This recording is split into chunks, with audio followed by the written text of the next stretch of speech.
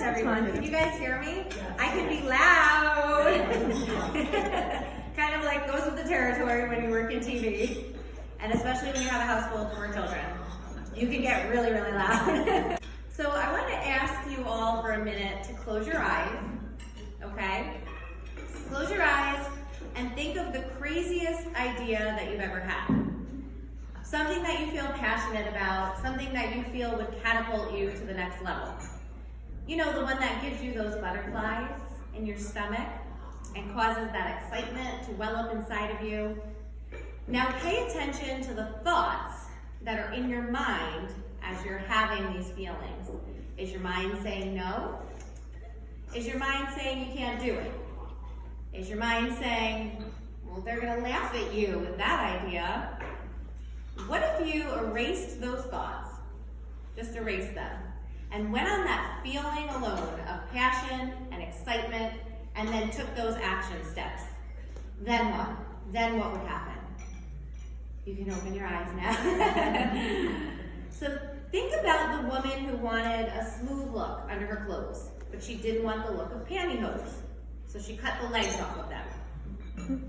That woman is now a billionaire. Her name is Sarah Blakely, and she invented Spanx.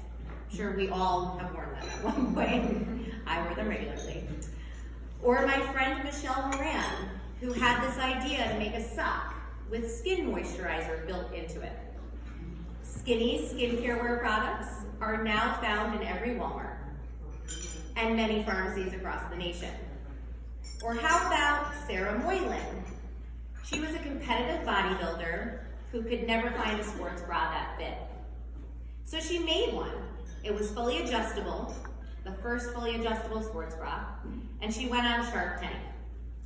I'll be in her office, in fact, on Friday in Michigan. She hired me to consult for her, and she, along with these other women, now have multi-million-dollar businesses. They all had a big idea, just like we all were thinking about a minute ago. That was the bra book for me. That was my big idea. All of those things happened to me. I was ridiculed in some cases by family members, by my own family members, when I talked about my big idea. They would say things like, how could you write an entire book about bras? Who would read it? Who would buy it? How can you make money off of that? I may not have had those answers at that time, but I'll tell you what I did know. I know that I had a passion for this topic. I developed in my teenage years with a breast deformity that caused me great mental strife. I didn't want other women to feel what I had felt during those years. The shame, the secrecy, the inferiority to other girls and soon women my age.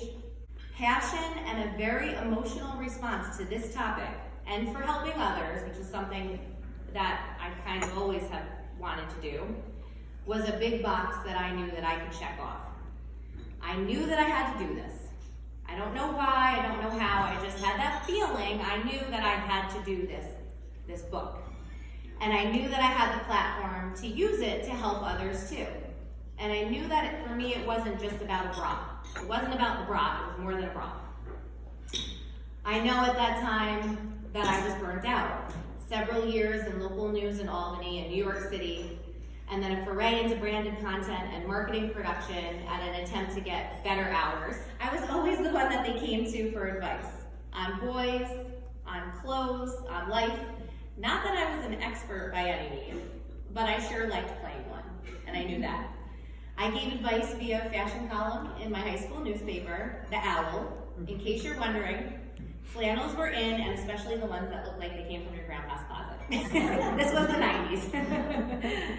During that stage where I was feeling burnt out in TV production and dealing with difficult clients in the PR and branded content space, I decided that I wanted to give advice full time. I pitched the idea of writing a fashion column to a local but popular magazine in Westchester County, New York. They took a chance on me, even though I'd never written or published a print article in my life. And it paid off for them. They got advertisers from it, and I began booking myself on TV stations giving style advice. I started with Albany, New York, where I had friends and connections. That led to New York City, which then eventually led to the Today Show. After much networking, back and forth, and many no's, I finally got that one yes. Soon, the queen herself, Oprah, did her now famous bra intervention show, and the magazine I was working for assigned me an article on the topic. And then I got my big idea. All this together led to what I believe is my life's purpose: helping women look and feel better about themselves through the proper fitting undergarments. Now, as Jene mentioned, the bra book is in 2nd edition. Dr. Oz has referred to me as the bra guru. I've met Oprah. I spent 8 years as a regular on the Today Show and more than a decade now being called on by these other shows as an expert. I'm a spokesperson for Soma Intimates on QVC, the home shopping channel. I've built a brand and a business around helping women with bras and style. So when people ask how I did it, I like to say it takes 20 years to become an overnight success. Through all this, I had 2 children. I gained 2 more through the relationship that I'm in now. As a busy mom and stepmom with 4 under the age of 10 and a partner, and maintaining and in my mind still growing my career, because let's say no matter what level you reach, there's always room for growth. Let's say the word balance comes up a lot. I used to have time for the glamorous things, like front row at New York Fashion Week, wearing fancy designer clothes that were loaned to me, or auditioning for various TV shows, like New York City Housewives, which I came very close to being cast for, shockingly close. I wore a dress made out of 200 bras on Bravo TV, and I ended up in the worst dressed page of Star magazine. Let's just say I was dedicated to my cause. I've been referred to as a brapreneur, a bra celebrity, the bra angel, a bra guru, the bra expert. All of these titles that I wear proudly, like platinum armor, because it just shows me that I accomplished what I set out to do. Branding is a funny thing. Nowadays, everyone's an expert. Any savvy publicist can brand you as an expert, and with the right connections, get you booked on top-tier TV shows. It's happening every day, right in front of my eyes. But in my opinion, and not to knock anyone who has this desire, because as I mentioned earlier, passion for the topic is the first step. But in my opinion, if you don't have authenticity, your success will be short-lived. It's really important to be authentic. I clearly wasn't born a bra expert. It was something that I studied, something that I learned. I've lived and breathed the topic since 2006. I've fitted 1,000 women over the years. I think I can safely say that.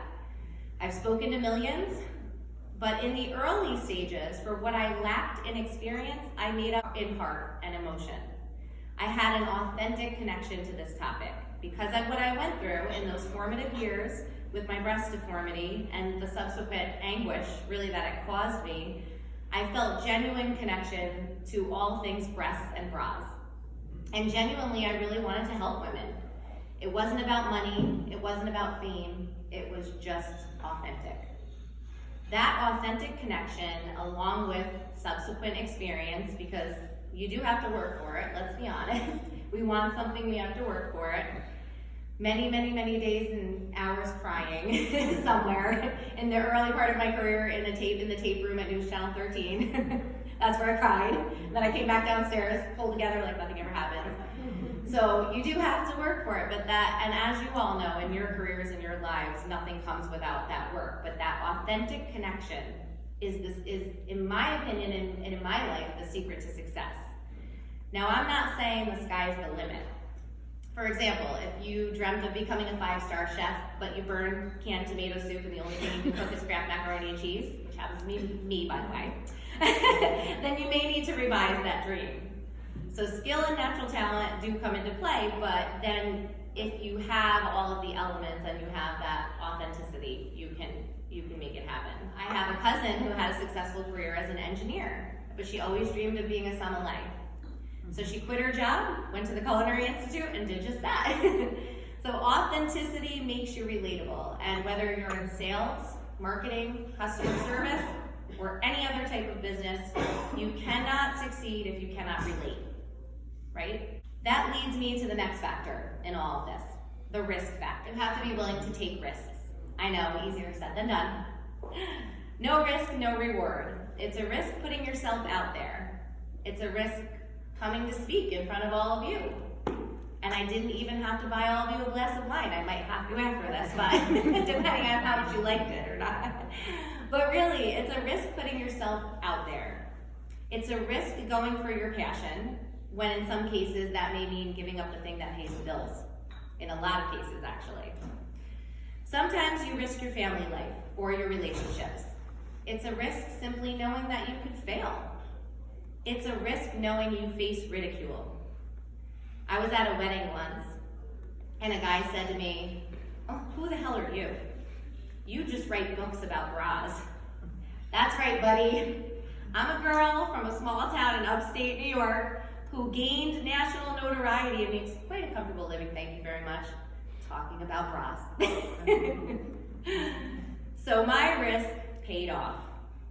Another great risk in all of this was taking my embarrassing and shameful secret about my breast deformity that I've hid all those years, and then eventually had fixed via a breast reconstruction.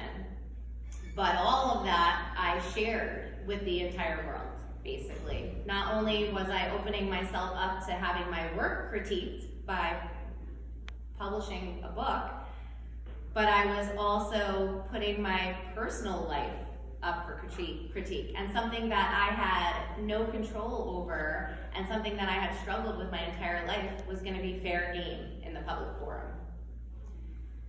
So I want you to go back to that moment in the beginning of all this, when your belly was full, and your mind and your heart full of hope, when I asked you to envision what it was that makes your tummy flutter with that excitement. Go back to that moment and think about these things. Am I authentic in my passion and pursuit? Do I have the skills needed to proceed? And if not, what do I need to get them? Am I willing to take a risk or several? No matter where you are at in your career, whether you're at an executive level, you own your own business, you're just starting out, you're looking to switch careers, this could all apply to you. Or maybe you're at a crossroads and what you're doing no longer excites you. You want something different. You just need a nudge to get you headed in a different direction. Let my story be that nudge. When I look back at the naysayers and the many times along my journey that I said, maybe it wasn't meant to be. Maybe I'll just do something else. Maybe I'll just go into real estate because that's what my now ex-husband's family was telling me to do, because they didn't think that my dream would ever become a career and I could pay the bills. So maybe I should just go do that. Even though I have zero interest in it, maybe I should just do that. And when I look back at that and those moments that I gave up, I'm actually grateful for it, because I feel like all of those people and all of those moments served their purpose in my journey. They all pushed me even further to just do what I knew in my heart needed to be done. And I felt like women needed an advocate, someone to advocate for them, for the way that they were feeling about themselves. And I decided, what the heck, I'll go and be that person, and God willing, they'll give me the chance to publish this book and then talk about this, that I'll be that person. And so hopefully you can find some inspiration from my story, and from, being that girl from Hudson, New York, with no connections whatsoever, very humble beginnings, and here I am now, and blessed to be talking to all of you. So hopefully you took away something from my journey, and I wish you all the greatest success in your lives.